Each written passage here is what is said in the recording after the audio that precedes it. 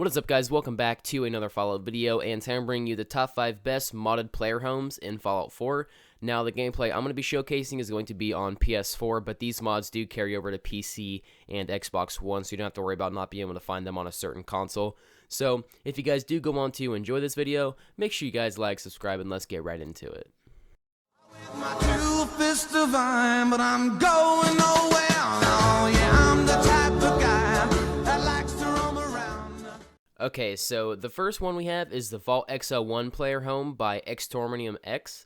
Now, the only bad part about this is going to be requiring pretty much every DLC, but if you already have that, you can go ahead and look for it on the in the ocean part, kind of close to the castle. It's going to have its own little marker, and you don't have to go and find it. It'll actually already be there in your game. But you'll spawn in this little room here with these crates, and then you'll go across here, and there'll be a little security panel with a huge door. Go ahead and just activate that door, and it might take a little bit, but it'll just open up on itself, and you don't have to worry about fighting anything or any quests or anything like that. But once the door opens, you're pretty much in the vault, and let's talk about what this mod has to offer. Now, when you go ahead and walk through this door, there's going to be another security panel, and once you're inside this place, this guy has this whole vault just full of everything. It's amazing how much he's actually worked on this mod. So this first little room here is kind of like a living room type place with a radio and a fireplace and stuff like that. And the fireplace actually has custom sound itself, so it has burning sounds and all of that type of stuff. Also, in the latest patch, he actually added sliding windows so you can open and close them if you don't want them open or not. But past this, it's going to be the maintenance room, so we're going to be going through there, and this is where your whole workout room, your place where you can work on your power armor, robots, and all that type of stuff is going to be. There's a robot workbench. There's going to be power armor workstations, armor workbenches, weapon workbenches, all that type of stuff for you to work on your weapons and all that type of stuff. Also in this room is where the workbench is actually located. So if you do want to build things in here, if you want to add in new furniture or other things like that, you don't like this certain item being there, you can go ahead and remove it. I wouldn't recommend building too much in here. He kind of already has it all done himself, but this next room is going to be for your weapons. Now here's some heavy weapon stands, and then all along the wall are weapon racks for you to hold your stuff. Now on these little shelves right here, there's going to be little crates labeled of different things. Here's 5mm ammo, 308s, 50 caliber, anything you want. There's going to be one for explosives, all that things. They're really, really helpful. It's really nice that he actually did all the work and helped you sort it yourself, because now you can go ahead and just grab your certain ammo and put it in there if you're in survival and you don't want to carry it all on you. And it really helps you keep track of all the weapons you have. It has it for rails and stuff like that. This Kryler display case can't really hold anything, but I still think it looks kind of cool. And you have an armor rack right here if you want to put any of your armor suits on him. Through this door is going to be another room, especially for more weapons if you ran out of room in the other ones. And you shouldn't run out because there's just tons of them in here, so you shouldn't have to worry about running out. But if you open this little sliding window right here, he actually has a little vendor named Alice you can talk to, that she sells weapons and ammo. I'm pretty sure she also sells shipments of material, and if you're wondering, all the containers in the back behind her are just for looks. They don't really hold anything in them. I wanted to see if she actually had any Easter egg things where he had any items in them, but unfortunately not.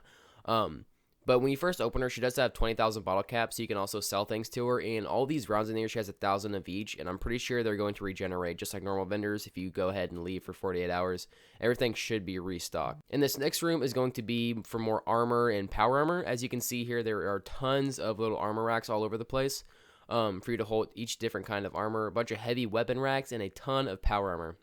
There's actually going to be 8 pieces of power armor that you can use to put all of your things on if you don't have any, or if you found all the ones in the game or something like that. There's no more rooms in that direction, but leaving them, we're going to be taking a look at the kitchen. Now it's going to be more of a modern type sanctuary kitchen, where you can actually open a sliding window and look into your hydroponics room where your plants are growing from your kitchen. Now in here, there's going to be some Nuka-Cola mixers and things like that, and some display places for them. Now this could look pretty cool if you actually do have a whole bunch of Nuka-Cola Quantums or something like that, or just a big Nuka-Cola collection. You can display them there. But through this door here, there's going to be some water fountains, along with a room for your plants to grow, which looks kind of cool as a vault, just because there's water spraying onto them and stuff like that. He actually did a lot of work to make this look pretty good. And if you don't like the composition of the vegetables in there right now, you can change them, because this is a settlement basically, so you can change them to whatever plant you want. Through this doorway right here is going to be your bedroom with a whole bunch of security lights where you can see where everything's at, a personal desk for you with a terminal, and a whole bunch of other things like that, like dressers and stuff for you to hold your things in if you don't feel like holding them in your armory room or anything like that. There's also a really cool blaster next to your bed, And there's not really too much to this room. It's just basically a bedroom. But that's pretty much all for this mod. Probably one of my favorite player homes so far, and definitely really fun to use if you have all the DLC. The next player home we have is the Junkers Air Barge by Spiffy Skytrooper. Now, this one is super unique. It's basically a huge boat in the sky, basically, so it's basically a floating settlement for you to use. Now, it's going to be located just north of Vault 111, and it's pretty easy to find. I'm pretty sure it's already marked on your map whenever you spawn into the game. But just go over here to this huge, like, little yellow compressor type thing, and there will be a little lift for you to go up to the actual air barge. Now, after this, you can actually fast travel up there, but to get up here from now, you kind of have to take this little thing. The description of this mod says the Junkers Air Barge, your home in the sky. The Junkers Air Barge is a unique player home suspended in the air by rockets, and there are technologies similar to the Pridwin. This spot right here is going to be like your main little area if you're being outside. It's going to be like a little picnic table, armor workbenches, all that type of stuff. Also, there's like a little room with a power armor suit in it, which I think is pretty cool. It gave you a free power armor. There's also a little bench to work on it, and there's nothing really cool in these little chests here, but also, next to this room to the right, there is going to be a door which will lead you to the inside of it. Once we get on the inside, it's more of a simple home plate type settlement from Diamond City.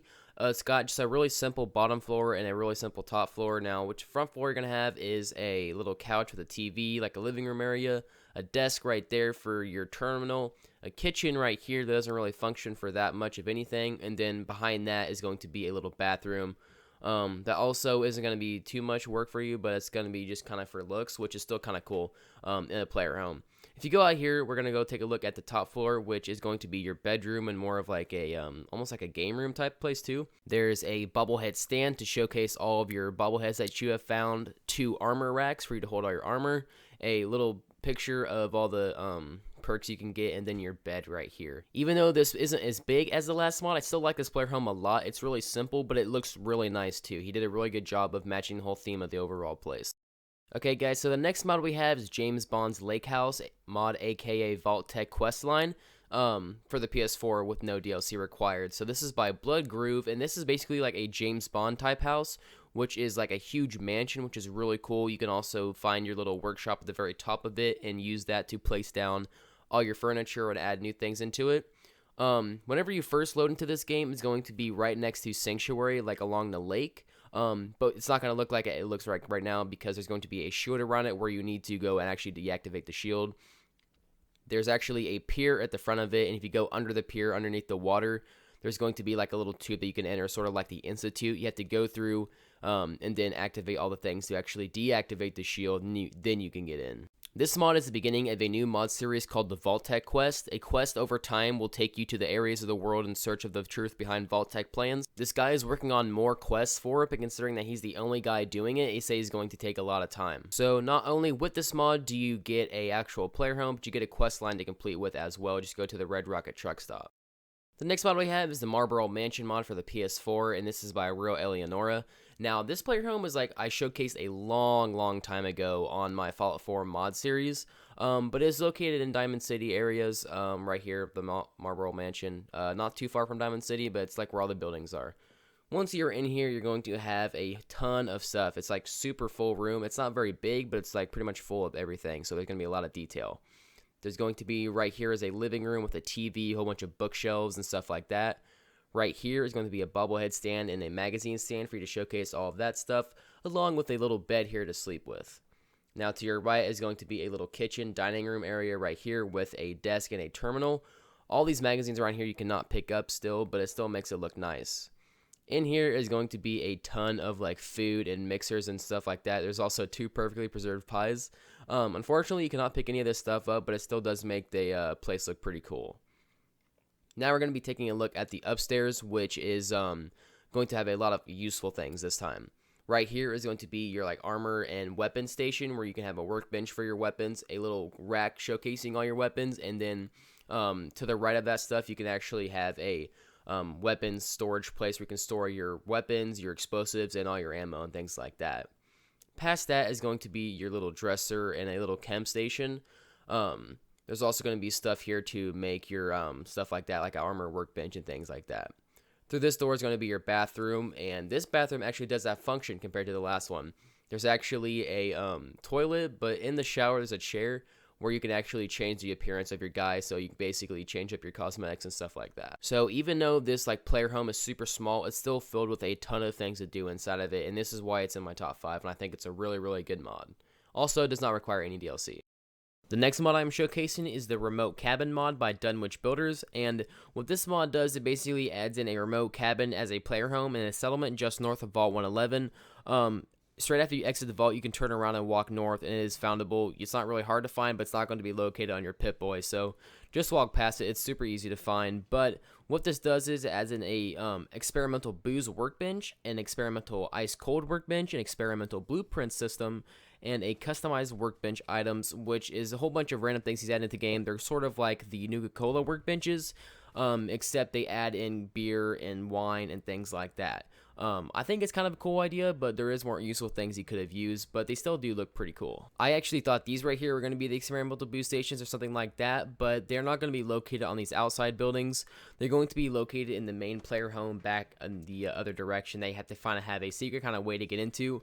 But this barn up here is actually still pretty filled with loot. It has a workshop trunk that has a whole bunch of rounds and weapons and stuff like that. There's a whole bunch of other stasis like that, some scrap, nuclear material, weapon workbenches, power armor workbenches, a whole bunch of things like that. So it's not going to be a useless settlement. They actually do give you a lot of things to start out with. Now, when you try to go in the player home by itself, there's like the door is chained and there's no really way to get into it. So basically what I had to do is I tried to sleep, which that didn't work. Sometimes it puts you in your bed, but actually if you go over to the other side of the place, there is going to be a couch, which if you're looking through the window, you kind of have to jump and then press square to get into it, and then you will actually sit down inside the couch and kind of glitch yourself in. I'm not sure if that's the only way in, but that's the only way I found that you can get in. But once you're in here, you can kind of undo the chain door, so you can just walk in normally. But this place is actually full of everything. There's like an actual like custom desk with a whole bunch of things on it, a pie machine to get the perfectly preserved pie, 2 couches, a bed, a chair, whole bunch of things in here, and it's all stocked full of scrap and useful scrappable things. You also get a terminal which tells you about all the spawnable items with the armor workbenches and the booze workbenches and how those things work. There is a armor workbench here, and then your normal workshop workbench is going to be there as well. Overall, it's a pretty cool mod. I may plan on doing a future settlement build here in the future whenever I decide to do another time-lapse video of a base build. But super cool mod. It does give you a lot of space to do your settlement needs. Doesn't require any DLC or anything like that, and it's going to be pretty much compatible with every mod I've used with it. So overall, a pretty good mod. Alright guys, that's pretty much for today's video. If I do sound a little bit off, it's because I'm getting sick, so hopefully I do get over it really quickly. This is the same time of year where I got sick a ton last year too, so hopefully it is not as bad as it was last year. But if you guys did enjoy this video, make sure you guys like and subscribe, and I will see you guys in the next one. Bye.